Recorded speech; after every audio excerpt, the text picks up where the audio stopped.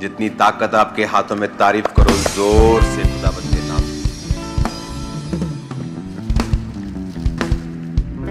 आज खुदावंद की प्रेजेंस से, उसकी उपस्थिति से एक खास वर्ड आज मैं आपको दूंगा। मैं अपनी आवाज़ भी सुन पा रहा हूँ क्योंकि मैं आपसे कुछ ही मीटर की दूरी पर हूँ।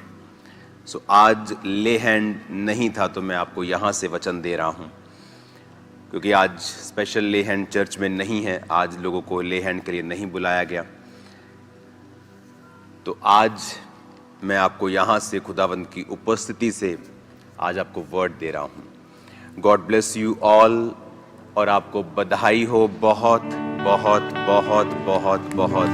अमृतसर क्रूसेड के लिए कभी एक्सपेक्ट नहीं किया था कि मॉर्निंग क्रूसेड, जब परमेश्वर ने मुझसे कहा, जब मैंने ये सोचा कि अब नाइट क्रूसेड्स हो गए हैं तो अब मार्च में मार्च के लिए मैं अपने आप को तैयार कर रहा था, लेकिन परमेश्वर ने कहा कि नहीं, अब कभी भी क्रूसेड्स जो हैं वो गर्मियों में सिर्फ नहीं होंगे, वो सर्दियों में भी होंगे। तो पहला क्रूसेड था अमृतसर में, डे का, दिन का, और इमेजिन से परे, मेरी सोच से परे वहाँ पर लोग थे, मेरी सोच से परे रिजल्ट था, सोच से परे मसा था, सोच से परे हर एक चीज़ जो थी वो एक्स्ट्रा थी यीशु मसीह के नाम में। और मैं आनंदित हूँ कि परमेश्वर ने इतना बड़ा कार्य वहाँ पे किया। हमेशा आपको ये बात चर्च को मालूम होनी चाहिए कि हमारी लाइफ में जो कुछ भी हो रहा है ये कोई शारीरिक चीज़ नहीं है, ये एक स्पिरिचुअल चीज़ है। जब आप परमेश्वर के कामों को करेंगे, जब आप शैतान को निकालेंगे, जब आप लोगों को हील करेंगे, डिलीवर करेंगे, तो हमेशा आपका विरोध होगा। परमेश्वर की दासी ने भी आपको बताया कि परमेश्वर ने कहा अपने वचन में कि अगर तुम्हारा विरोध नहीं होता तो इसका मतलब उसका आत्मा तुम पर छाता नहीं है। तो कई बार जब विरोध नहीं होता तो हमें कई बार डाउट होता है कि क्या हम सही चल रहे हैं, क्या ये ऐसा तो नहीं हमारी लाइफ में कोई गड़बड़ तो नहीं हो गई है कि हमारा विरोध नहीं हो रहा। और जब जब आपका विरोध होता है आपको अंदर से एक तसल्ली भी मिलती है कि हाँ, कुछ तो सही हो रहा है, कि शैतान जला हुआ है, कुछ तो सही हो रहा है, कुछ तो आग सही जगह जा रही है, कि जो शैतान है वो तड़फ रहा है, इसीलिए वो विरोध कर रहा है। तो इसीलिए ये विरोध जो है कभी भी गुस्सा करने का कारण नहीं होना चाहिए। विरोध इस बात की निशानी है कि परमेश्वर का जो आत्मा है वो आप पर छाया करता है, परमेश्वर का आत्मा आपसे प्यार करता है, परमेश्वर का आत्मा आपके अंदर है, परमेश्वर का आत्मा आपके संग है, और आप शैतान पर सही चोट कर रहे हो, क्योंकि उन लोगों को शैतान इस्तेमाल कर रहा है। और हमारा टारगेट, अगर आप रियल क्रिश्चियन हैं तो कोई धर्म के खिलाफ आपका टारगेट नहीं है, किसी देश के खिलाफ नहीं है, किसी धर्म के, किसी समाज के, किसी संस्था के, किसी कैथोलिक के, पेंटिकोस्टल के, आरएसएस के लोगों के, किसी के खिलाफ नहीं।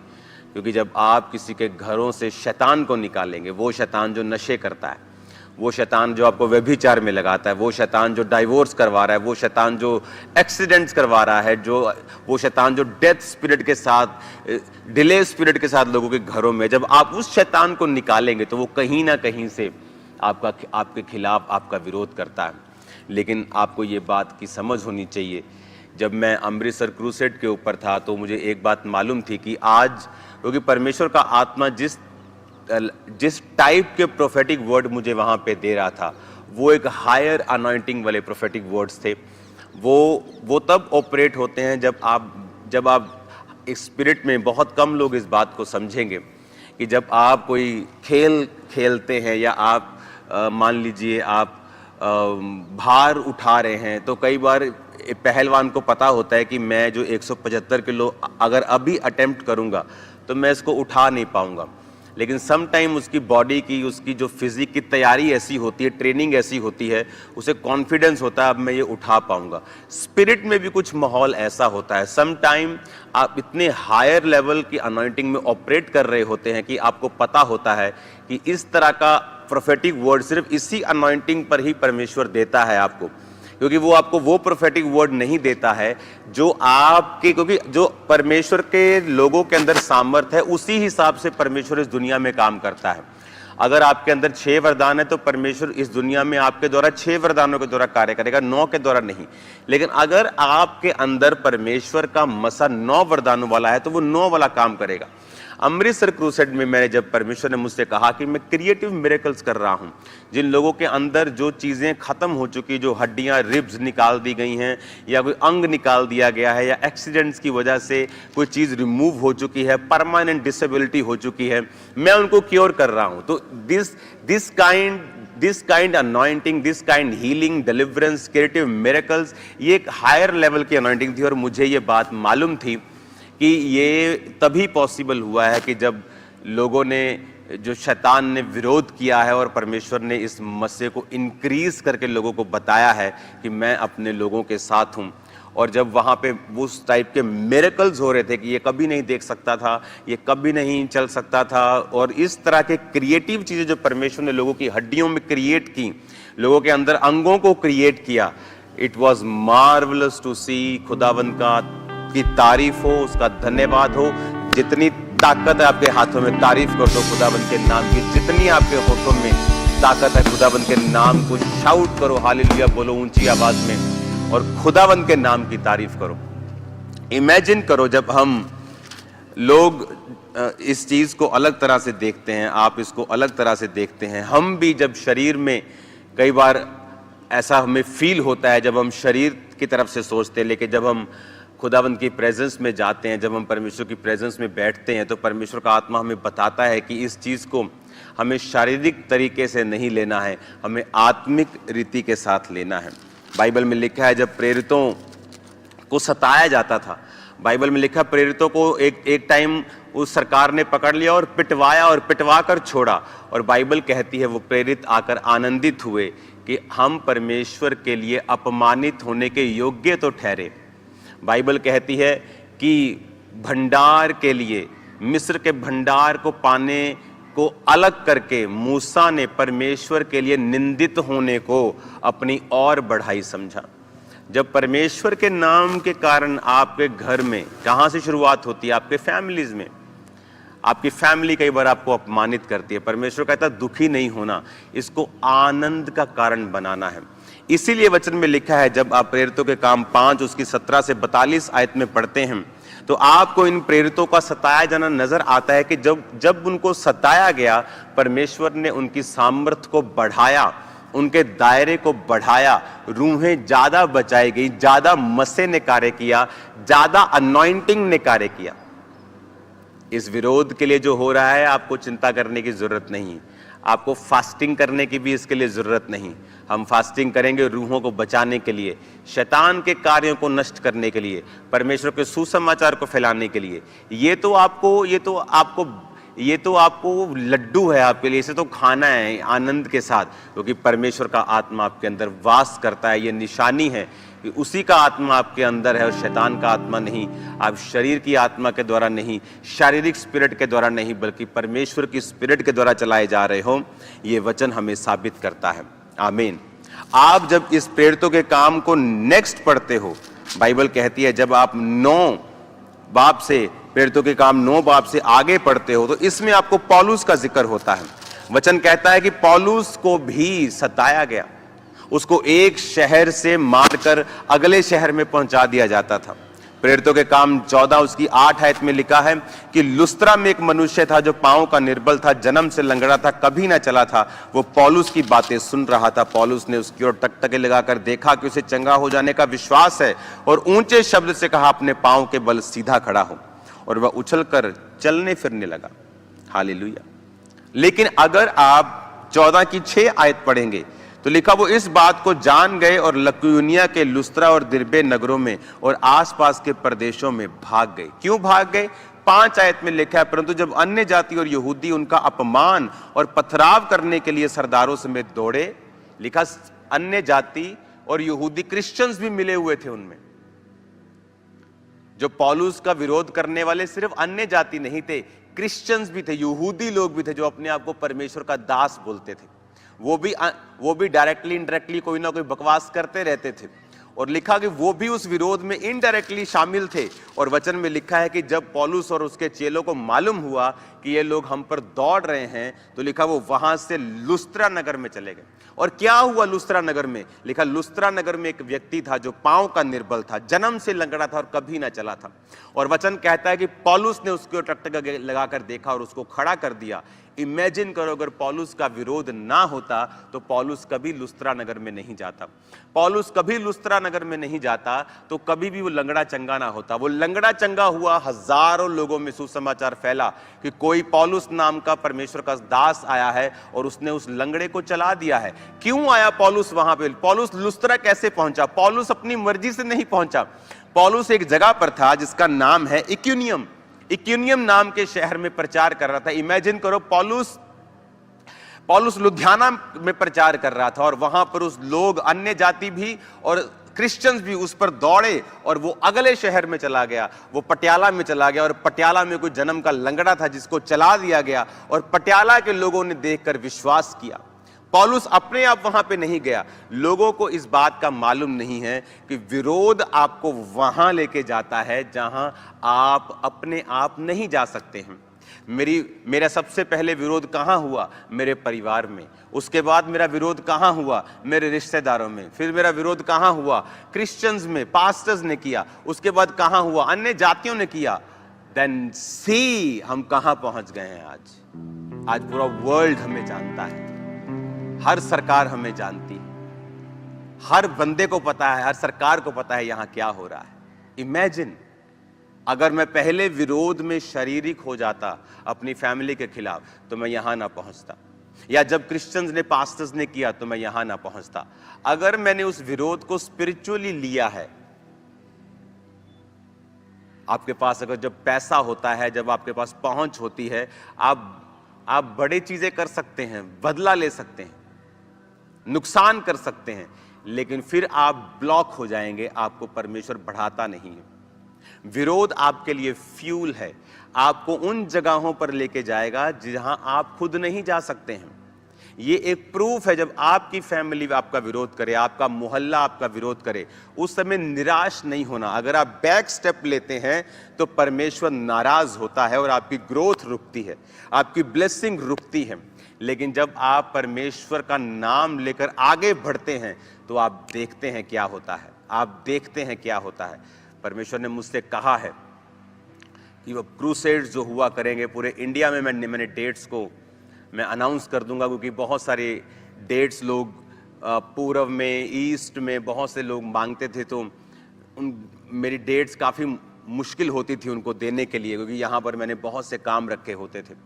लेकिन अब परमेश्वर ने मुझसे कहा है कि जो लोग डेट्स मांगेंगे उन्हें ईजिली डेट्स को देना है, और आप देखेंगे फुल इंडिया में, हर स्टेट में अब खुदावंद के क्रूसेड्स हुआ करेंगे।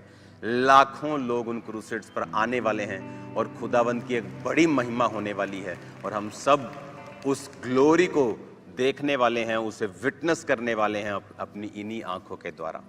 अगर आपको प्रार्थना करनी है, अब इस चीज़ के लिए करनी है कि पूरे इंडिया में जो क्रूसेड्स होने वाले हैं, परमेश्वर उन क्रूसेड्स पर लाखों करोड़ों लोगों को बचाए। हमारे क्रूसेड्स कोई धर्म युद्ध नहीं है, हमारा क्रूसेड है नशों के खिलाफ, बीमारियों के खिलाफ, दुष्ट आत्माओं के खिलाफ, किसी व्यक्ति के खिलाफ नहीं। हालेलुया। आज मैं आपको यही मैसेज देना चाहता हूं, आनंदित रहो, क्योंकि खुदावन वो आपको ब्लेस कर रहा है, वो आपको आशीषित कर रहा है। आपको स्पिरिट में रहकर जो घटनाएं आपके आसपास घटती हैं, उन घटनाओं को आत्मिक रीति से, आत्मिक आंखों से जांचना है कि अगर ये हो रहा है तो इसका स्पिरिचुअल रीजन आपकी लाइफ में क्या है। हालेलुया। अगर आप स्पिरिचुअली एक सिचुएशन को हैंडल कर पाने में कामयाब होते हैं, आप नेक्स्ट लेवल पे जाते हैं। अगर आप उस सिचुएशन को हैंडल करने में नाकामयाब होते हैं, परमेश्वर इंतजार करता है फिर आपको नेक्स्ट लेवल पर लेके जाने का। तो बात सिचुएशन की नहीं है, उस बीमारी की नहीं है, या उस दिक्कत की नहीं है जो आपकी लाइफ में चल रही है। बात यह है कि मैं उस सिचुएशन को किस तरह से हैंडल करता हूं, मैं उस परीक्षा को किस तरह से हैंडल करता हूं, उस हार्ड टाइम को, उस गरीबी को, उस अकेलेपन को, उस मुश्किल को मैं हैंडल क्या वचन से करता हूं या मैं शरीर का इस्तेमाल करता हूं उसको हैंडल करने के लिए। और जैसे ही आप हर चीज में स्पिरिट को लगाएंगे, लाइफ एंटर करेगी। अगर तुम आत्मा के अनुसार चलोगे तो जियोगे, परमेश्वर ने कहा। तो वो लाइफ जब आपकी जीवन में एंटर करती है तो वो सब तरफ फिर कार्य करती है। इमेजिन करो, आप अपने आप को एक बल्ब के रूप में देखो कि आप रोशन हैं।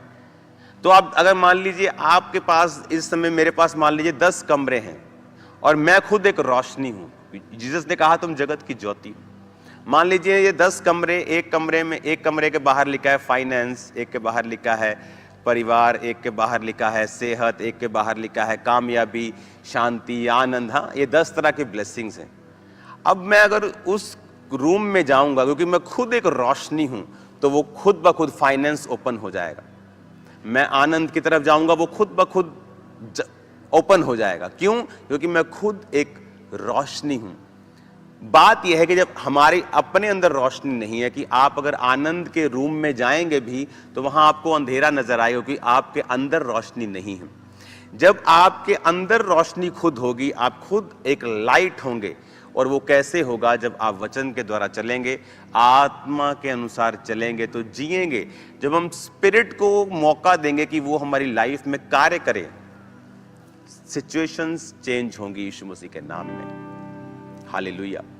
आज से हम प्रार्थना करेंगे, आज से हम फास्टिंग करेंगे। किन चीज़ों के लिए? कि परमेश्वर पूरे भारत ने बड़ी बड़ी मीटिंग्स, क्रूसेड्स को जो डेट्स ऑलरेडी अब मैंने देनी स्टार्ट कर दी हैं, कि खुदावंद बड़े बड़े कार्यों को करे। और ये रियल मैसेज कि जीसस क्राइस्ट किसी धर्म को बदलने के लिए नहीं आए हैं। आप देखो, बहुत से लोग बोलते हैं ये धर्म परिवर्तन, धर्म परिवर्तन। एक भी व्यक्ति सामने नहीं लेके आ पाते। इमेजिन करो, अगर पंजाब में 25 लाख लोगों का धर्म परिवर्तन हुआ पैसों को देकर, एक भी साबित नहीं हुआ। जितने इंडिया में लोगों को गिरफ्तार किया गया धर्म परिवर्तन को लेकर, सभी को कोर्ट ने बरी किया। कोई बोलता है कि इतने लाख देकर, 25 लाख देकर धर्म परिवर्तन करते हैं। मैं अंकुर नरूला अपना धर्म परिवर्तन करने को तैयार हूं। मुझे 25 लाख दे दो, मुझे जरूरत है भाई, चर्च पे लगा देंगे पैसा। मेरा परिवार तैयार है, बहुत से लोग तैयार हैं धर्म परिवर्तन करने के लिए। कहां मिलता है ये 25 लाख? चलो एक काम करते, तुम 20 लाख हमें दे देना, 25 तुम ले लो, तो 5 लाख तुम्हें एक परिवार का बचा। हाँ, तो मैं तुमको 10,000 परिवार देता हूं, एक परिवार में 5 लाख बचा, तुम्हें 10,000 परिवार देता हूं। इमेजिन करो, तुम करोड़पति हो जाओगे एक दिन में ही। हमें 20 दे देना, तुम 5 रख लेना, जहां से भी 25 मिलता तुम ले लो, हमें दिलवा दो, हम तैयार हैं। कभी लोग बोलते हैं पास्टर पैसा देते हैं, कभी बोल देते हैं लेते हैं। इनको यही नहीं पता कि देते हैं कि लेते हैं। इनको ये मालूम होना चाहिए, ना पास्टर पैसा देते हैं ना लेते हैं। अगर होता तो वो सामने आता। हालेलुया। तो ये कॉमेडी सर्कस जब चल रहा हो तो एंजॉय किया करो इन चीजों को। हालेलुया। तो कोई लाख आप पर झूठे इल्जाम लगाए, ये आनंदित होने का समय होता है। जो लोगों को ये पता है, आज लाखों लोग चर्च में बैठे हैं, चर्च ब्रांचेस में बैठे हैं, जो डॉक्टर्स हैं, इंजीनियर्स हैं, पुलिस हैं, फौज के लोग हैं, आम लोग हैं, सब लोग हैं, हम लोग हैं। हमें पता है हमने खुदावंद से क्या पाया है। हमें पता है कि यीशु मसीह धर्म बनाने के लिए नहीं आए, वो जीवन बदलने के लिए आए। और ये कार्य खुदावंद का कभी रुकेगा नहीं। पास्टर्स आ जाएंगे, पास्टर्स चले जाएंगे, सेवकाइयाँ आएंगी जाएंगी, लेकिन खुदावंद का काम कभी रुकने वाला नहीं है। उसका काम कभी स्टॉप नहीं होगा, कभी रुकता नहीं। 12 लोगों को रोकने की कोशिश की गई, कहते इनको पिटवाओ, इनको रोको। आज वो 12 चेले 400 करोड़ चेले हो चुके हैं यीशु मसीह के पूरी दुनिया में। वो 12 को रोक नहीं पाया। वो सताव करके अगले नगर में भेजते थे तो अगले नगर में बेदारी आती थी। आपको पता है सबसे पहले जब कलीसिया स्थापित की गई तो वो यरूशलेम में थी। सब कुछ अच्छा चल रहा था, 12 प्रेरित इकट्ठे थे, लोग हजारों इकट्ठे होते थे, एक एक दिन में 3-3 हजार बैप्टिज्म होते थे। एवरीथिंग कंफर्टेबल हो गया था, सब कुछ। 3,000 लोग बैप्टिज्म ले रहे हैं, कोई अपना घर दान कर रहा है, उसको बेच दिया, हाँ महीने का रोटी का खर्चा चल रहा है, सब कुछ ठीक ठीक चल रहा है। लेकिन बाइबल कहती है विरोध हुआ और सारी कलीसिया को तितर बितर कर दिया गया। लिखा वो तितर बितर कलीसिया अगर ना होती उस समय, उनके पास इंटरनेट नहीं था, उनके पास फेसबुक नहीं था, उनके पास यूट्यूब नहीं था, तो कोई तरीका नहीं था परमेश्वर का कि उनको एक जगह से दूसरी जगह पे लेके जाए। तो परमेश्वर ने विरोध को यूज किया और बाइबल कहती है जब विरोध हुआ तो चेले तितर बितर हुए और जहां जहां वो गए, जिन मान लीजिए कोई कहता है कि मेरा रिश्तेदार लुधियाना में रहता है, जिस जलंधर में विरोध हुआ वो लुधियाना चला गया, वो लुधियाना जाके प्रचार कर रहा है, क्योंकि जिसने यीशु मसीह को एक बार जान लिया वो पीछे नहीं हट सकता। आप उसको तलवार दिखा दो, बंदूक दिखा दो, ये तो छोटे मोटे हरकतें कर रहे हैं, तो लोग तो तलवार के बल से भी परमेश्वर से हटते नहीं। भाई अगर आप हिस्ट्री देखें तो जब मिडिल ईस्ट में गले काटे गए, वीडियोस हैं इंटरनेट के ऊपर कि जीसस क्राइस्ट को छोड़ोगे, तुम हमारा धर्म कबूल करोगे, नहीं, गला काट दिया। लोग तो गले कटवाने पर भी यीशु मसीह को छोड़ते नहीं, विरोध से क्या छोड़ेंगे। अब जो कलीसिया आगे गई, मान लो किसी का लुधियाना रिश्तेदार लुधियाना चला गया, किसी का जगरांव चला गया, किसी पटियाला है, किसी का अमृतसर है, किसी का फगवाड़ा में, वो लोग जहां जहां गए उन्होंने वहां वहां सुसमाचार दिया। नहीं तो आज यहां सुसमाचार कैसे आया? क्योंकि परमेश्वर का चेला जो था थोमा जो था वो यहां पे आया 52 ईस्वी में, यीशु मसीह 52 ईस्वी में यहां पर इंडिया में वो आया और केरल के कोस्ट में आया। जहां वो केरल के जिस तट पे आया, मैं उस तट में जाके देखा, मैंने थोमा के क्रूज को देखा। उस थोमा का क्रूज था और थोमा का जो क्रूज था वो इतना पावरफुल था कि जब वो थोमा को शहीद कर दिया गया तो उसके क्रूस की लकड़ी को लोग खाकर, वो इतना सामर्थ्य था, लोग उसकी डॉक्यूमेंट्री में ये लोग हील हो रहे थे, तो वो क्रूस ही खाते गए, क्रूस इतना सा रह गया, वो क्रूस फिर उन्होंने संभाल के रखा हुआ है। वो थोमा कैसे आया यहाँ पे? बाकी चेले तितर बितर क्यों हुए? क्योंकि विरोध हुआ तो वो तितर बितर हुए। तो वहां केरला में सुसमाचार आया, केरला से पूरे इंडिया में फैला, यूरोप में सुसमाचार गया पौलुस के द्वारा, उसके बाद यरूशलेम और उसके बाकी जगहों के ऊपर सुसमाचार गया। कैसे गया? विरोध के कारण। अगर वो ना होता तो वो कलीसिया कभी भी इतनी तेजी से नहीं फैलती। तो विरोध हमेशा इज ए ग्रेटेस्ट ब्लेसिंग। विरोध एक फ्यूल है आपकी गाड़ी के लिए, विरोध आपके लिए ब्लेसिंग है, विरोध आपके लिए खुराक है, आपकी पर्सनल अनॉइंटिंग को इंक्रीज करने का एक परमेश्वर का वे है, सुसमाचार को आगे लेके जाने का वे है।